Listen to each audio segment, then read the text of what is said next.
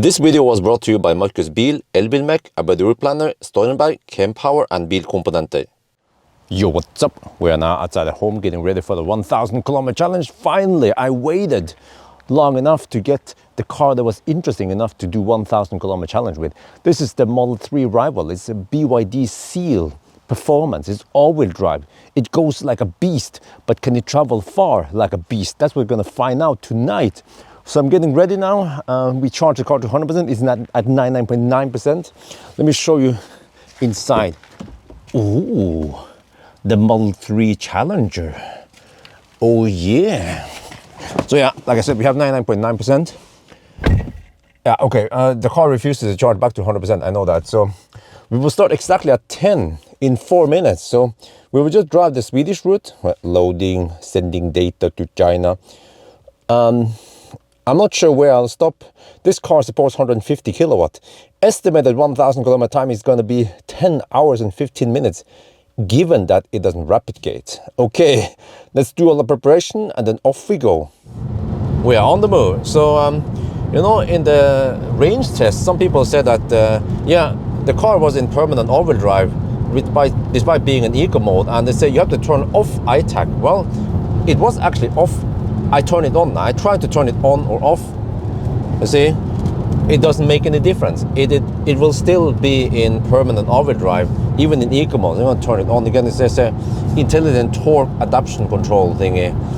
So I'm also not driving too fast, but that shouldn't affect the ITAC system, right? So no matter what we do, it is permanent all-wheel drive. So yeah, I don't know who got the idea that the ITAC would affect this, or I mean, if it does, then at least it doesn't work on my computer.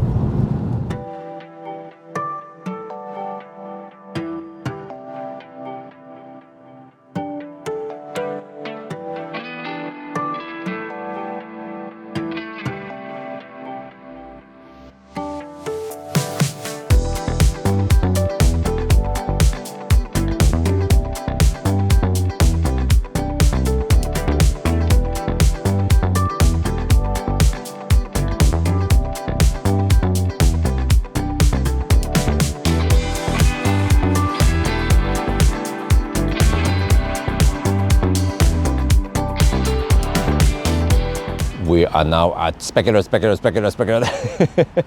Yeah, here you can see the nice seal. I can show it from behind. Oh, okay, the lights went off. But we have to deduct 4 minutes for handshake problem. First, I tried 2 times on these all tritium chargers. It failed. I was like, wait, the car has problem with handshake maybe. So I moved over here and it works now. This is different, you see, it's ABRP over here with tritium. So I know it should work because at Ioniq we have the same type of ABRP chargers. So 4 minute deduction, you guys can agree or disagree with me. And see, now we're taking, oh, look at that. Oh yeah, we'll have to check the stats inside the car. Okay, here's the deal. We started with 32 degrees Celsius in the battery. What? Charging complete. What the heck is this shit? Oh, shit. Oh man, we have to restart. This is not good because it messes up the cooling. I will explain soon. We have to start again. Okay, we are now charging again. So that was a 5 minute deduction, so whatever. Someone in the live stream here claims that you can stop charging if you press the unlock button on the key fob. Really? Huh? I need to test that once we are done with the charging. That would be quite bad design, man. Okay, anyway, the problem here is that cooling, I don't know if you can hear it. The cooling is now in a quite low state, but it shouldn't, because we're gonna overheat. So the car should detect that, oh, we are at 37 degrees Celsius, crank up the cooling to maximum. No, it will just slow poke, just look around until it overheats. So ideally, we're gonna get 150 kilowatt until 44%, or maybe even better, but we'll see now. We hit 51 degrees Celsius, but fortunately, 45%. So this seems to be right on par with my charging session for now, but, oh no, I think it was at 52 degrees it rapid gates, but actually this is better than the Dolphin and also Atto 3 battery, because they replicate at 46 degrees Celsius. But anytime now, this is gonna drop. There, boom! This is more or less the same as the charging session I had where the starting temperature was actually lower. Okay, 51%, 52 degrees Celsius, but 90 kilowatt. Let's go. Let me try. If I unlock the car now. No, nothing happens. Okay, so that claim was incorrect, that unlocking the car will stop the charging. It must have been something else that caused the charging to stop. Okay, back on the road. Look here, 51 degrees Celsius in the battery, and it reported 245 kilowatt power limit. Normally we'll have, where was it, 300 kilowatt, close to. We have some slow pokes in the motorway here. The Volvo is going to be, okay, the Volvo is going to be blocking the left lane, of course. I want to test the power, but I have to let him move first. Okay, look at this one. How much power do we have now? Oh, we have power gate. Oh shit, we have only 233 kilowatt power limit. Oh shit. The battery is overheating after the charging session, so we have to wait a little while until we get, yeah. How much was it again? 300 kilowatt? No, it was more. It was supposed to be 390, wasn't it? Oh shit, this is a quite significant throttle then.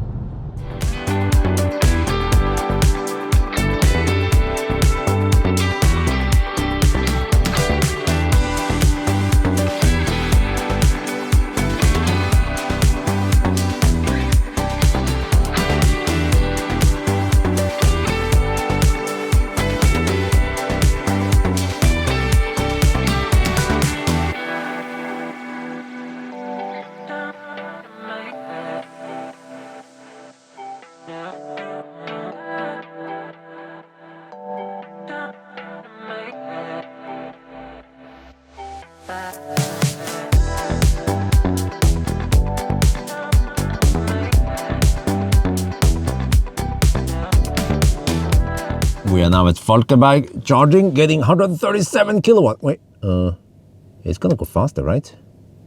Yeah. But I'm gonna show you something here. If I lock exposure on this screen, and then I go over to this screen, it becomes super bright.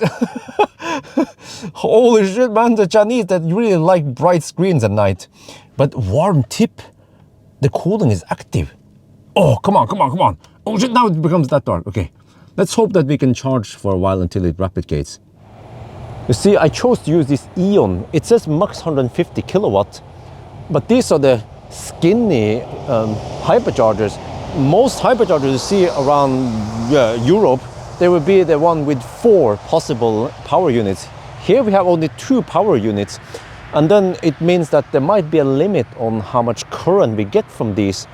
And that's maybe why we don't get 150 kilowatts. But alternatively, I could have gone over there. That's supercharger, but that's only V2 supercharger. The only problem is that some people say that Atto 3 has problems with V3 supercharger, and then it works on V2. Yeah, and then recently I tried Hongqi, which couldn't handshake on V2s. So that's why I'm not sure if V2 would work on this car. So just to be sure, I will use one of these. And also this is 800 volt 800 volt charger, and the car is 800 volt architecture. It runs on 450 to 500 volts. So if I use supercharger, they are limited to around 450, 500 volt, which means that it might need to convert. So there might be some converting loss there. So that's why my choice went here instead. And hopefully this will be a good one, right? Wait, shit, we hit 51%, 51 degrees. It started throttling at 33% only. Oh shit. Okay. I mean, what else can we do? We must hammer. Yeah, the car is so efficient. I mean, efficient as in aerodynamics, so it pays off to hammer, but then we just have to deal with the throttling, I guess. Oh shit. Previous session, it throttled at 45%. Now it throttles at 34%. Well. Oh yeah, we're back on the road. So yeah, business as usual. Battery is overheated. We have 243 kilowatt power limit, but I'll show another problem here. We are in the 120 zone. We can hammer it. We have auto steer on. Yeah, except for if I increase the speed. Okay, so far so good. increase the speed even more. Now auto steer stops working. 130 is 127 GPS speed. So it seems like auto steer only works until around 125-ish. Wait, if I press the, wait. Nope, I press the button here. It doesn't re-enable. I have to go lower to 120 and then I press the auto steer. There, it works. Wow. So I can choose then, do I want to cruise at 117 kilometers per hour GPS speed in the 120 zone, or do I go faster and then I lose auto steer? I'll probably hammer it, yeah.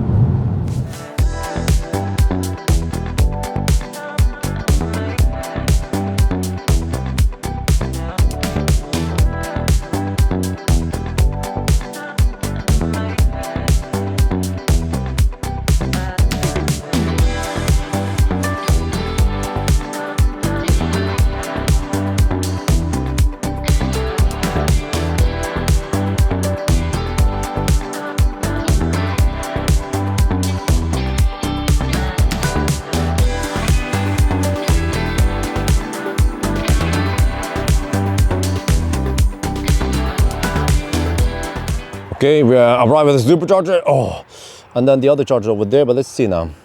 Will it handshake? If it doesn't work, then we have to move. I suspect that it might not work. It takes a long time to handshake. Wait, it is working. Ooh, what kind of speed do we get? 80 kilowatt. I hope we get faster than 80 kilowatt. Otherwise, I have to move. 100 kilowatt. Okay. Well, just have to wait and see after a couple of minutes what kind of speed we get. If we get only 100 kilowatt, then we really need to move. Shit. This is interesting. You see, the app reports 109 kilowatt, but we are taking 101 kilowatt. So there seems to be a conversion loss here, because these chargers, they can provide maybe 450 volt max. And then the car needs to do the conversion up to 588 volts. So there is probably, I don't know, I'm not sure how many, like almost 10% loss here. 8 kilowatt loss possibly, right? Or minus some cooling, let's say maybe 5-6 kilowatt loss. I mean, it's still pretty good efficiency, but there's some losses here. And we're not getting 136 kilowatts, so we should move and maybe deduct a couple of minutes for this experiment. Okay, we are now charging, getting 136 kilowatt. Not ideal, but okay. So yeah, I'm trying to figure out how much we should deduct. Some people in the live stream, they claim 3 minutes. I was about to say 5 minutes, but okay, the people have spoken. We'll go for 5 minutes. No, I'm just kidding. Okay, 3 minutes then. All right, let the dictator not decide today. Oh, we hit 52 degrees Celsius. We are rapid gating, getting 88 kilowatt at 28%. Normally we get 150 kilowatt at 28%. So the heck do we do now? Or do we hammer it, or do we? I mean, we can't treat it as a Leaf, because Leaf has no thermal management. Here we actually have thermal management, but it's not managing that well, to put it that way. So yeah, I'll figure out something.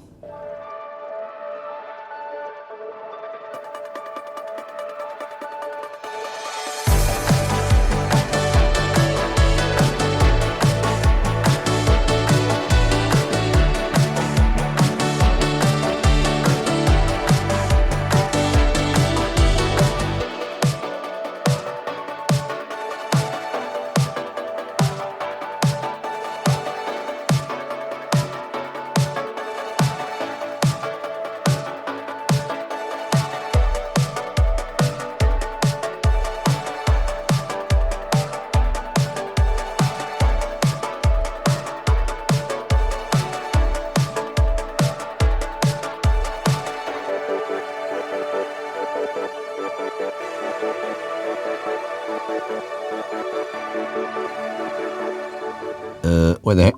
What? We're taking 57 kilo. No, there's something wrong with this charger. I had to move and deduct a couple of minutes. Okay, that's better. Yes, I just moved stall, and now we're getting the maximum speed. So Oh, 42 degrees Celsius. I mean, that's still better than nothing. So yeah, we just have to deduct a little bit of time here. Maybe 2 minutes I lost because of this, but all good. Oh, it's raining. So I'm not sure if the rain helps on the cooling or not. But okay, I've been focused too much on cooling. But I have to say, man, the car is nice ride. Also, it was nice and stable and comfortable on the high speed stretch. And the Germans here in the 120 zone. Okay, that is just good things about the car, you know. Yeah, good seats, some nice interior lights. But when it comes to cooling, I didn't expect it to perform that bad. You know, this is like it's like a performance version. It's okay, maybe not the flagship, but more like a premium side of the BYD, and I would expect it to not overheat like this. And it's only 13 degrees Celsius outside. What's going to happen in 25 degrees Celsius, or even worse, in 40 degrees Celsius some places? Yeah, ich weiß nicht, but I think it's time to do. Hello. Yeah, follower.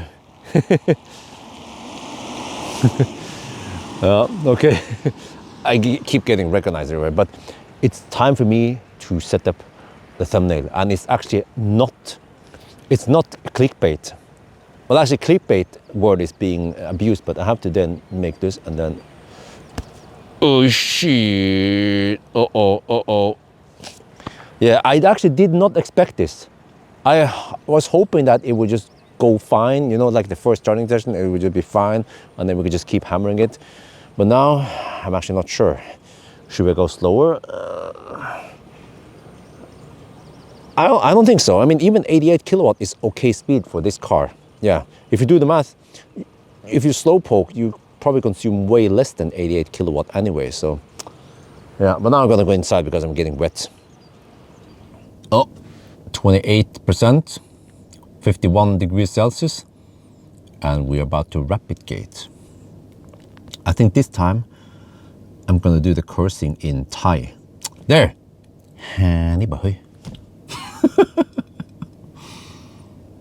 Okay, let's start the car.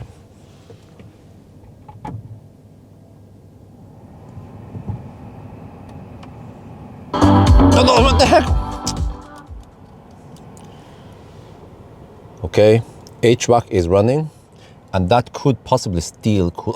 Maybe it doesn't happen this time. Oh, but 70 kilowatt, we should get the heck out of here. Wait, how much do you have now? Hey, wait. Even this screen doesn't show me how many kilometers of range I have because the warm tip is blocking it. Or, huh? Seriously? How many kilometers of range do I have here? Come on, I want to know how many kilometers of range I have. Where can I see it? Energy, maybe. How many that's percent, okay? How many kilometers of range do I have? What? Shit.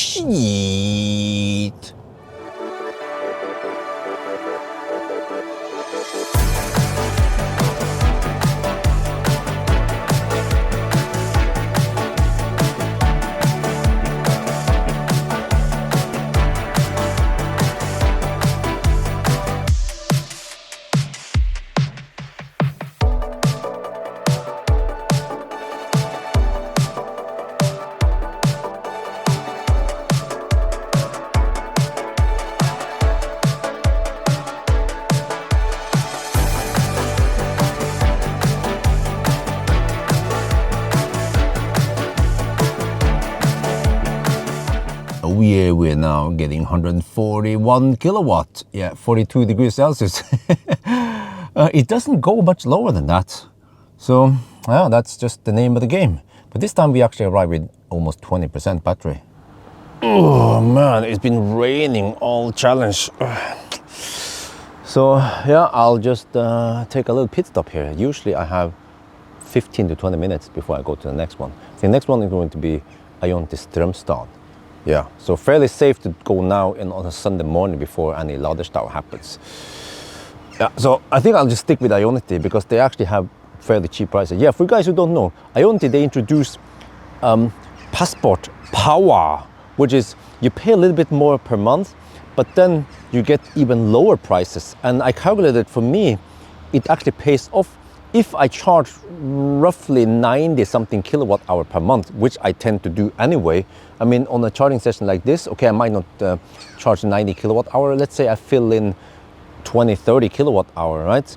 But then in one challenge, if I use Ioniq 3 times, then it already pays off. So right now I actually have just a regular Passport, so I need to upgrade to the Passport Power.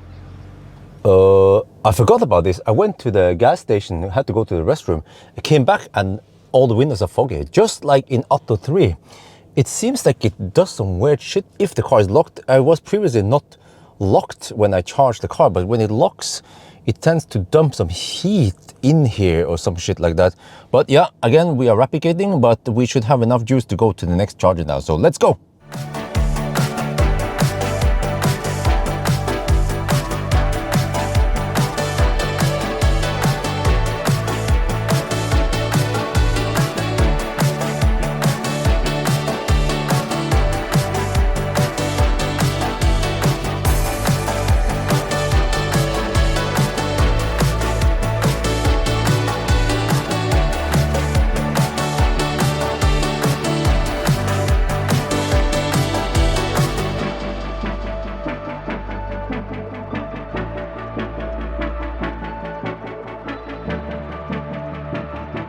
We are now at Strømstad and there is no ladestav here.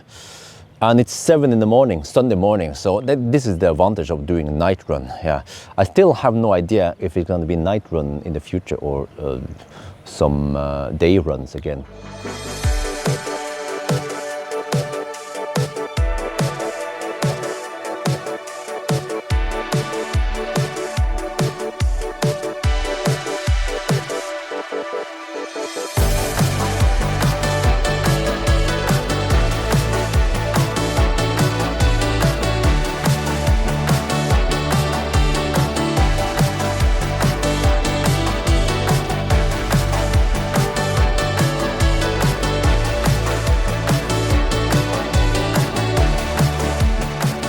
We're now at the last charging stop here at Rygge, and it actually worked to handshake here, but we're not going to try something now. It seems like cooling was slightly better now on this last run because we run the AC in cooling mode to cool the cabin. Then it might have cool. I don't know, but let's see. So what I want to do now is to lock the car, because then it should dump the heat into the cabin like it did last time. I'm going to see about that. So I'll just stay outside and chill in the nice weather, because over here it is actually not raining for once. Oh, but it means that around, let's say 80% of the route was wet. So I'll note that in the final result. But a little bit more, and then we're good. Let's see. This is always what happens, which is that once you're here with 42 degrees Celsius, then boom. Okay, I had to calculate how much I need. Oh yeah, this is it, the final run. Oh, we charge with 40%, that should be enough. I calculated we need to spend 33% of the akku. So it's 16 degrees Celsius. And we'll see now. Not like every time now, we will drop the temperature to 42 degrees Celsius. But this time, we are actually cooling the cabin a bit because it's nice and warm outside. So we'll see if the temperature drops below 42. And actually, we have to pass through Oslo also. So I can just do this and then search for yes home. Yes, Haim, they found something there. Okay, go. And then wait for it to send data to China and then go. Yeah, so that's roughly 100 more kilometers. But okay, we have to drive to 985 kilometers because this car underreports this time by 1.5%. So go. Oh, a little late countdown. 995. Shit. 996. 997, 998, 999, 1000 times 97. Okay, 9 hours and 97, which means 10 hours and 32 minutes. We can round it down to 10:30. Whoa! The slow clap for Build Your Dreams. Okay, I forgot to capture it, but when we arrived, we had around 41 degrees Celsius, which means that running the car on cool-ish, whatever, the whole AC cooling mode here doesn't seem to help. It seems like whatever you do, the car is gonna replicate, regardless of inside temperature, outside temperature. Well, we're back home. So before we do the conclusion, I have to give a big shout out to all the people who donated money to me during the live stream. I never asked for it. I just said it would be, I would appreciate it, but I will do this test anyway. So EVKX, thank you very much for 100 NOK. Julian, $25, thank you very much. Achtung Polizei, $120 or $119.99. Raxo donated $119. There's a lot of nines over here. Philip V donated 50 euros. Dankeschön. EVKX again donated $200. That was his girlfriend, supposedly. And then Electric Mike donated 5 pounds. Thank you very much. And then Multi Mr. Shepherd donated 5.99 euros. Dankeschön. And then Hammer in the O donated 10 euros. Thank you very much. Uwe Hoppner donated $25. Dankeschön. He's German. Nonjas donated $29.95. Thank you very much. And then Edward Lawford donated $100. Thank you so much, man. And then Håvard Flate donated 40 NOK. Thank you. Takk skal du ha. And then Daily Sales donated 50 Danish kroner. So thank you so much, man. It means that I feel like I gotten so much donations that next weekend I must do 1,000 kilometer challenge with Skoda Enyaq Coupe with a new drivetrain. It is the most efficient of the MEB cars in that, that is like a crossover, right? So I have to do it, yes. So we'll just hire the same woman if she's still up for it and if she's available. If not, then I have to try to figure out something. But okay, back to the challenge. So 10:30, I initially estimated 10:15. That was according to my spreadsheet based on the perfect charging session, which we actually got in the first session. But then for some reason we were 15 minutes slower. So I could blame that maybe extra charging sessions we had was maybe contributing for 5 minutes extra, and then maybe each charging session were a bit slower, so we lost a couple of minutes, maybe 2 minutes on each session. So that's the explanation why it was at 10:30. So it is significantly slower than Model 3, but however, I still feel like it was fast enough. So I think this is the fastest BYD at least, and it is roughly on par with many of the MEB cars, at least before the update. So yeah. In that regard, I mean, it's not that bad, despite that it replicates. And you can say that, okay, the replicate is not ideal, but you saw that we initially at least get 150 kilowatt for 5 minutes before it replicates. And it's still way, way better than a Toyota that limits the power to only 50 to 30 kilowatt because of punishment point, or a true replicate Leaf, then it's game over. So here, okay, maybe if I cruise at 120 kilometers per hour max, I might get slightly better time, but I actually don't think so, because then I'll be traveling slower. So I think this way I travel now was the most optimal way. So overall, this is still a nice car, okay? The whole replicate is not ideal, but I think for most people who buy the car, they're not gonna notice anything about this. So I think that's gonna be it for now. I hope you guys enjoyed this video. As always, thank you for watching, and talk to you later.